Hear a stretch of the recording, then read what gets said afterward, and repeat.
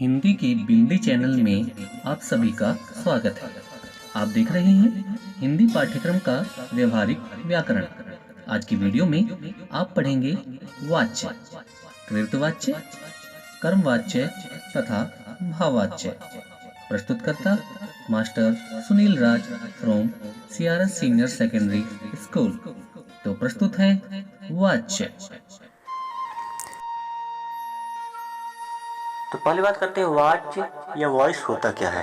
तो क्रिया के जिस रूप से यह पता चले कि किसी वाक्य में कर्ता, कर्म या भाव में से किसी एक की प्रधानता है तो उसे वाच्य कहते हैं। ठीक है, यानी कि वाच्य में क्या बताना होता है कि किसी वाक्य में कर्ता की प्रधानता है, कि कर्म की प्रधानता है, कि भाव की प्रधानता है। तीनों में से किसी एक की प्रधानता होगी जिस शब्द के द्वारा उसे कहेंगे वाच्य। ठीक है, और यहाँ पर तीन चीजें हैं, कर्ता, कर्म या भाव। ठीक है, तो इसीलिए वाच्य तीन प्रकार के होते हैं। कौन कौन से? कृतवाच्य, कर्मवाच्य और भाववाच्य। ठीक है, तो चलिए तीनों के बारे में विस्तार से पढ़ते हैं और उस पर प्रश्न हल करते हैं। ठीक है, तो पहला है कृतवाच्य। तो क्रिया के जिस रूप में कर्ता की प्रधानता रहती है और क्रिया का सीधा तथा प्रधान संबंध कर्ता से होता है, उन्हें कृतवाच्य कहते हैं। जैसे यहाँ पर देख सकते हैं, इस वाक्य में क्रिया के लिंग और वचन कर्ता के अनुसार होते हैं। जैसे राम पत्र लिखता है, यहाँ पर लिखने का काम कौन कर रहा है? राम। ठीक है, तो कृतवाच्य हो गया। रीता पत्र लिखती है, लिखने का काम कौन कर रही है? रीता। ठीक है, लड़के पत्र लिखते हैं तो लिखने का काम कौन कर रहा है? लड़के। और देखिए यहाँ पर जो क्रिया है वो कर्ता के अनुसार ये बदल रहा है। यहाँ पर लिखता है, यहाँ पर क्या है? राम पत्र लिखता है, यहाँ रीता पत्र लिखती है और लड़के पत्र लिखते हैं। तो देखिए जो क्रिया है वो कर्ता के अनुसार बदल रहा है, इसलिए यहाँ पर कृतवाच्य है। ठीक है, यानी कि इन वाक्यों में क्या है कि कर्ता की प्रधानता है। ठीक है, तो इसलिए क्या है? कृतवाच्य है। कृतवाच्य में सकर्मक क्रिया के भी वाक्य होते हैं और अकर्मक क्रिया के भी। ठीक है, जैसे गोपाल पुस्तक पढ़ता है, तो यहाँ पर देखिए सकर्मक क्रिया है। ठीक है, वाच्य में, क्योंकि यहाँ पर क्या है? ऑब्जेक्ट पर फोकस है और बालक सोता है, यानी कि यहाँ पर कर्ता पर फोकस है तो कृतवाच्य हो गया। ठीक है, यानी कि अकर्मक क्रिया है ये। तो कृतवाच्य में सकर्मक क्रिया भी होती है और अकर्मक क्रिया के भी कृतवाच्य होते हैं। ठीक है, यानी कि जहाँ भी फोकस कर्ता पर होगा कृतवाच्य। अगला है कर्मवाच्य। कर्मवाच्य क्या होता है? क्रिया के जिस रूप में कर्म की प्रधानता होती है उसे कर्मवाच्य कहते हैं और इस वाक्य में क्रिया के लिंग और वचन कर्म के अनुसार होते हैं। जैसे राम द्वारा पत्र लिखा जाता है, तो यहाँ पर देखिए फोकस किस पर किया गया है? पत्र पर। ठीक है, तो यहाँ पर देखिए इसमें द्वारा का प्रयोग हुआ है, तो राम द्वारा क्या लिखा जाता है? पत्र। ठीक है, तो फोकस किस पर है? पत्र पर, तो यहाँ पर क्या हो गया? कर्मवाच्य। ठीक है, भाववाच्य क्या होता है? तीसरा है भाववाच्य।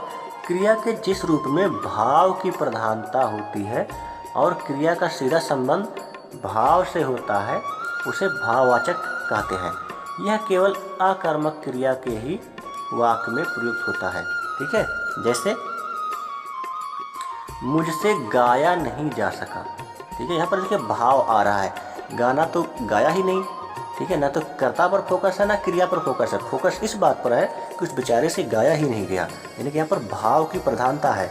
मुझसे बैठा नहीं जाता, कुछ हुआ होगा बेचारे को। ठीक है, इसलिए वो बेचारा बैठ नहीं पा रहा है। तो यहाँ पर देखिए ना तो कर्ता की प्रधानता है ना क्रिया की, यहाँ भाव की प्रधानता है, यहाँ पर भाववाच्य है। ठीक है, जहाँ भी होगा कि मुझसे गाया नहीं जा सका या बैठा नहीं जाता, तो यहाँ पर क्या होगा? इन सारी वाक्यों में भाववाच्य होगा। ठीक है, इन वाक्यों में भाव की प्रधानता है, यह भाववाच्य है। ठीक है, चलिए इस पर कुछ प्रश्न देख लेते हैं। यह कि किस वाक्य में कृतवाच्य का प्रयोग हुआ है? कृत मतलब किस पर? कर्ता पर फोकस है। जैसे राधा पुस्तक पढ़ती है, रमेश स्कूल जाओ, राम का भाई है, मुझसे बैठा नहीं जाता। तो यहाँ पर देखिए कर्ता कहाँ पर कर्ता फोकस है? तो इसमें है राधा पर। ठीक है, क्योंकि राधा पुस्तक पढ़ती है, इस वाक्य में फोकस किस पर है? कर्ता यानी कि राधा पर। ठीक है, यहाँ पर देखिए रमेश स्कूल जाओ, कोई ऑर्डर दे रहा है रमेश को, ऑब्जेक्ट को, कर्म को। ठीक है, राम का भाई है, राम का भाई कोई ऑब्जेक्ट है या कर्म है। ठीक है, मुझसे बैठा नहीं जाता है, भाववाच्य है। तो इसका आंसर होगा ए। अगला प्रश्न है कि किस वाक्य में कर्मवाच्य का प्रयोग हुआ है। कर्मवाच्य मतलब किस पर, कर्म ऑब्जेक्ट का फोकस है कर्म पर। मुझसे पढ़ा नहीं जाता, ये तो भाववाच्य हो गया। वह पत्र लिखता है, यहाँ पर फोकस वह पर है यानी कि कर्ता पर। राम द्वारा पत्र पढ़ा जाता है, तो देखिए यहाँ पर द्वारा पत्र पढ़ा जाता है, इस पर फोकस किस पर है, पत्र पर। ठीक है, तो इसका आंसर क्या होगा, ये सी। ठीक है, इनमें से कोई नहीं तो होगा नहीं। तो इस यहाँ पर ये जो वाक्य सी दिया है ये भाववाचक है, यहाँ नहीं कर्मवाच्य है, क्योंकि यहाँ पर फोकस किस पर है, कर्म यानी कि पत्र पर। ठीक है, तीसरा प्रश्न है कि लिखा नहीं जाता, इस वाक्य में कौन सा वाच्य है। तो जहाँ भी कुछ करने की कोशिश हो लेकिन हो ना पाए वहाँ पर भाववाच्य होता है। ठीक है, तो इसका आंसर होगा सी। ठीक है, इसके बाद यहाँ पर एक अर्थ या भाव होता है कि क्रिया के जिस रूप से वक्ता के भाव का बोध होता है उसे अर्थ या भाव कहते हैं। कौन कौन से भाव होते हैं, इसके 3 रूप होते हैं, जैसे निश्चय अर्थ, आज्ञा अर्थ और संभावना अर्थ। ठीक है, तो निश्चय अर्थ, आज्ञा अर्थ और संभावना अर्थ क्या होता है उसके बारे में बात कर लेते हैं। जैसे निश्चय अर्थ का मतलब क्रिया के जिस रूप से निश्चित सूचना प्राप्त होती है उसे निश्चय अर्थ कहते हैं। जैसे लड़का पढ़ता है, यहाँ पर कन्फर्म पता है कि हाँ लड़का पढ़ता है।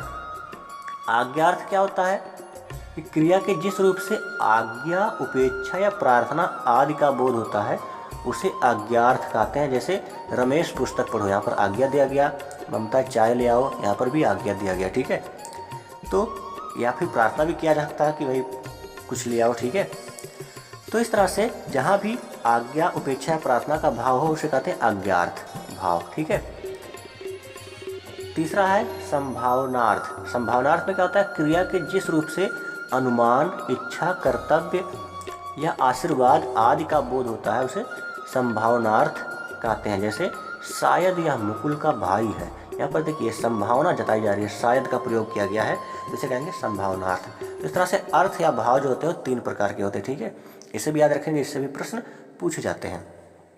तो ये हो गया वाच्य के बारे में हम लोगों ने पढ़ लिया।